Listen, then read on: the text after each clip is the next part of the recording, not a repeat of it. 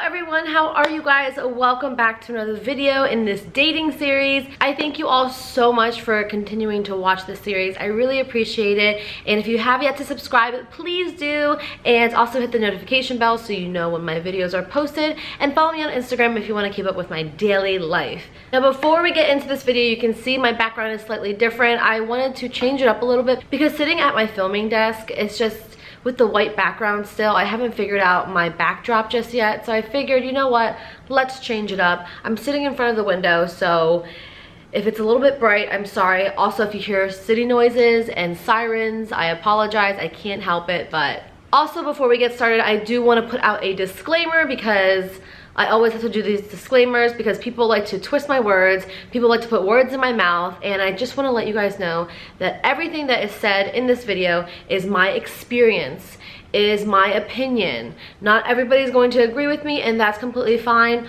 I'm not right, you're not right, I'm not wrong, you're not wrong. It is what it is. So if you are interested in today's topic, please stay tuned. I will be talking about two different stories about rejection because, as you can tell by the title, this whole video is about rejection. The first story I'm going to talk about is one about me getting rejected, and then the second story is going to be about me rejecting someone else. And I really want to give you guys two different perspectives and two different scenarios to really understand both sides because, you know, I've dated for quite some time now, and I've really gotten to understand, you know, how to go about certain things and how to respond to certain situations, especially when it comes to rejection.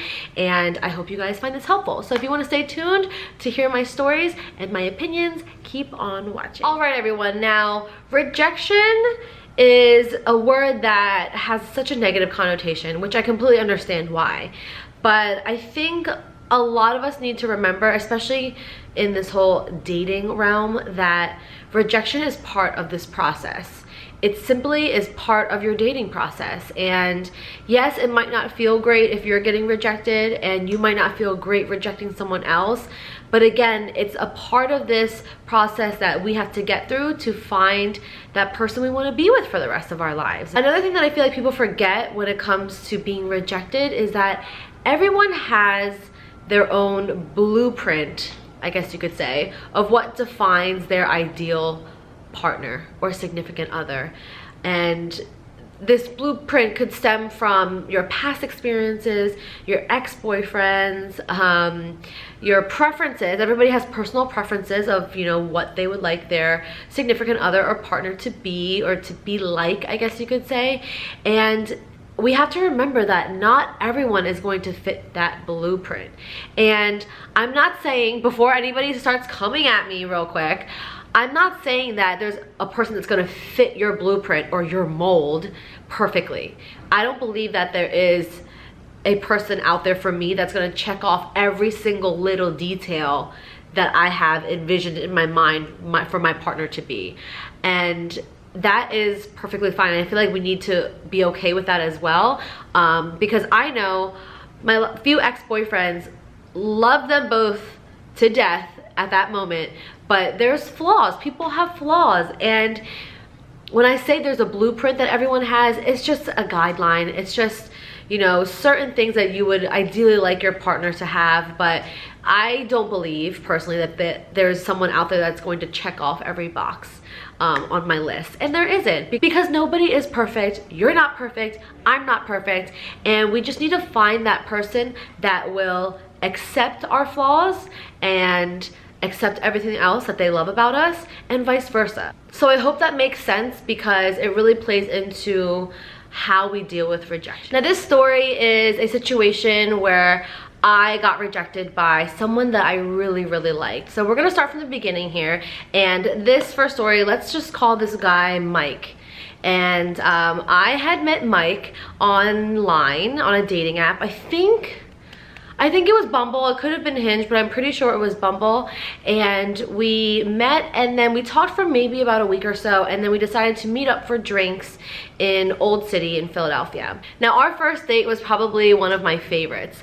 It was such a fun, easygoing date. We met up at a bar and we ordered some drinks, and we talked the whole time, and we just laughed. It was such a fun date because it was full of laughter, it was full of joking around and sarcasm, which I appreciate sarcasm. I know a lot of people do not like sarcasm, but I like it, and it was just an easy date, and we got to know each other, and we talked a lot, and then we ended up bar hopping to a few different spots, and we spent the whole night talking and laughing. And for me, that is a sign of really liking that person, being so comfortable with him that I can just tell him anything and talk to him about anything. And for hours and hours we hung out and we just talked and we had fun. I think afterwards we went dancing for a little bit, which I think that is so fun on a first date for a guy to dance.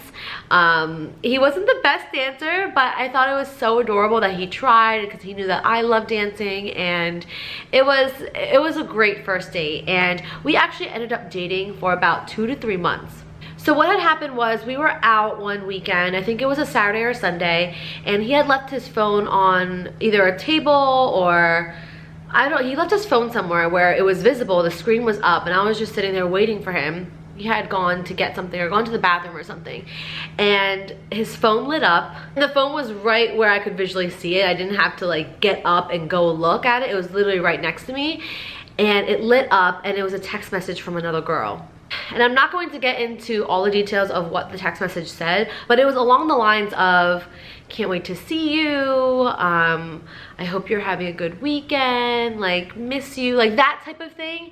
And my heart just dropped because we had been dating for probably close to 3 months at this point, and we were hanging out pretty often. We hung out twice a week. So we hung out once during the weekday, and then we hung out every single weekend of those 2 to 3 months. And for me, being 28 years old, having a full-time job, hanging out with someone twice a week for almost 3 months is a lot for me, especially because I travel for work, and you know, I am always in different places for work. So dedicating time to someone and allocating that time to someone twice a week for almost 3 months is a lot. It's a lot of energy that I'm putting out there. And so when I saw that text messages from that girl to him, and mind you, I didn't like open the message or look at, I just saw the message, I looked, and before anybody starts coming at me again, I know there are people out there, and I know probably one of you out there has either looked at your boyfriend's phone if it's sitting right next to you and it lights up, or some people even go through their significant other's phones. I don't really believe in that because I wouldn't want someone to do that to me, but the phone was there, I looked at it, it is what it is. If you don't agree with me, sorry, that's the story. And it was just a lot of my energy allocated towards him. And I talk a lot about energy because I could be putting my time and effort into either something else or someone else, and it kind of hurt because I thought we were on the same page, and then I later find out that we're not. And for me putting that time and effort into us as we're dating, and he is putting time into, yes, me part-time, but also someone else, it was just kind of like a slap in the face. And that night or the next day, I ended up asking him, just, you know, what's going on here? I had never asked him what we were because there's never really a great time to ask, what are we? But sometimes you just get that feeling, and in my situation, it was that moment when I saw that text message from that girl. When you get that feeling where you feel hurt or saddened or betrayed, it's time to just ask the question. It is what it is. And I was like, you know what? It's been like 2.5, 3 months. I figured, let me just ask and see. And for me, it's not like I wanted him to, you know, ask me to be his girlfriend right away or anything like that. I just wanted to know if we were on the same page or not, because if he was putting effort and time into someone else, then what am I doing, you know? And I just felt like it wasn't fair to me. I find this common for a lot of men. They are not comfortable talking about their feelings all the time. A lot of men just don't know how to express themselves when it comes to dating and all of that and how they feel.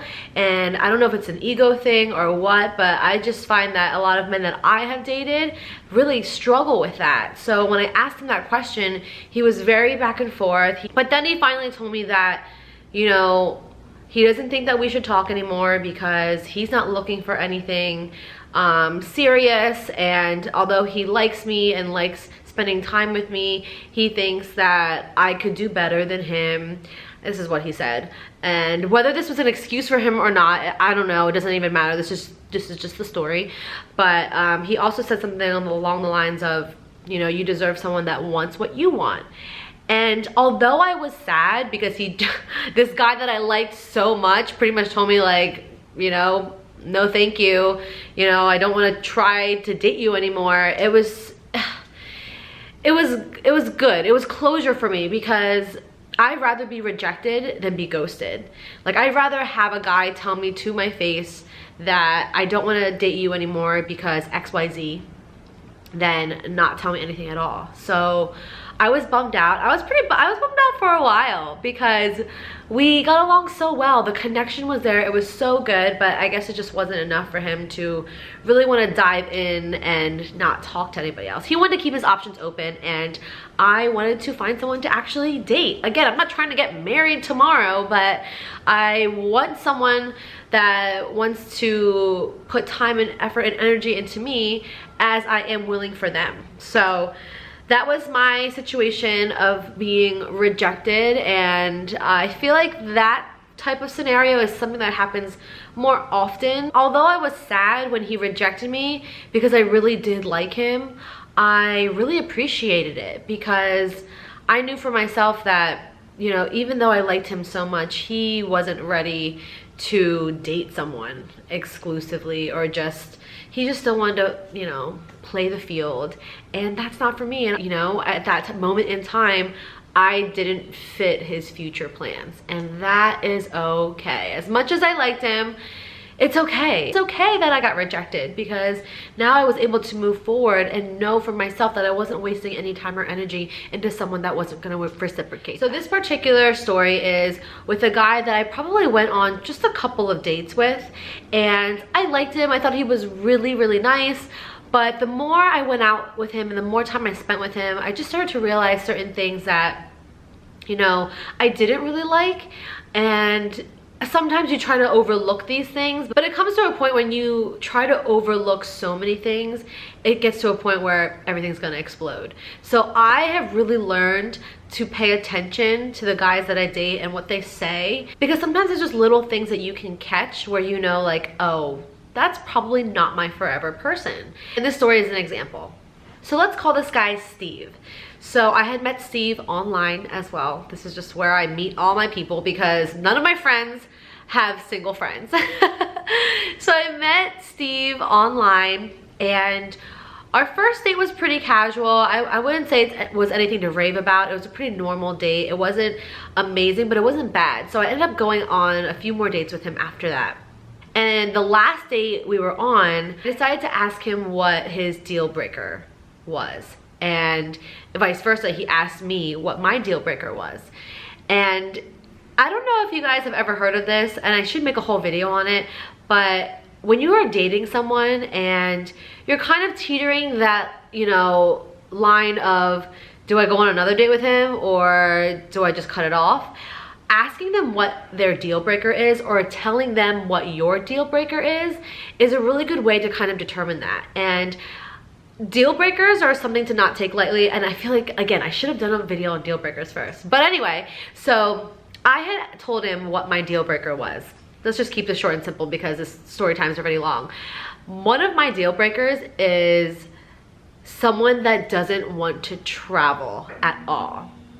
And it might sound a little silly that it's one of my deal breakers for guys, but the thing is, for me, I see myself and my significant other wanting to explore the world, going out of the country and learning about different cultures and just, you know, experiencing different places.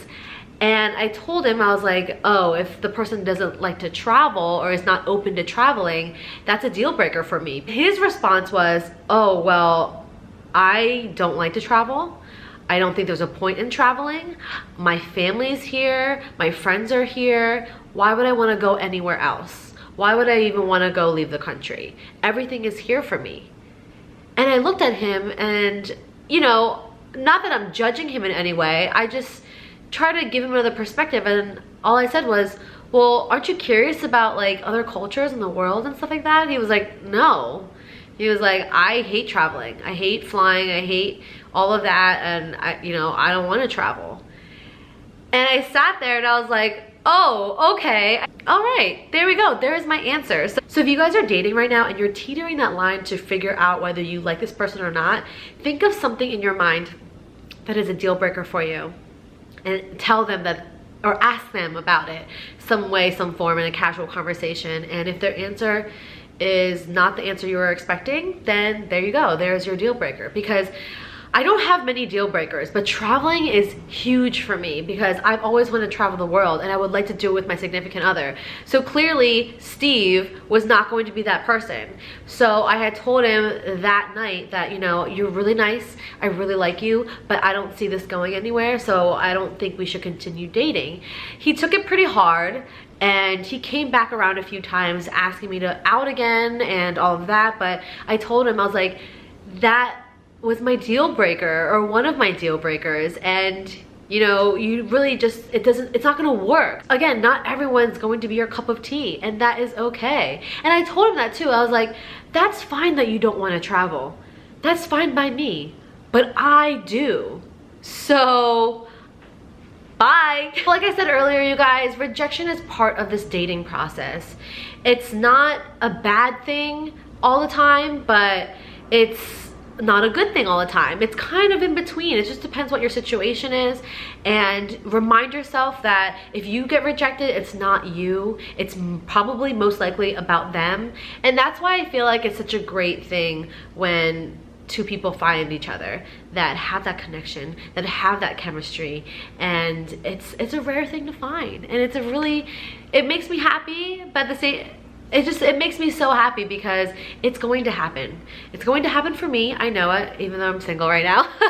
And I know it's gonna happen for you guys out there who are single as well. Rejection is all about how you deal with it, and I've come to a point where if someone, you know, just doesn't want to date me anymore, then that's okay. It's not right, it's not wrong, it's just, it is what it is, and I've accepted that. So I hope you guys learned something from this video. I hope this was helpful in some sort of way. If you have any stories that you would like to share, please leave your stories down below in the comments, and I will get back to you guys. And if you have any other requests, please leave them below as well. Please hit subscribe, hit the notification bell, follow me on Instagram, and I will see you guys in my next video. Bye.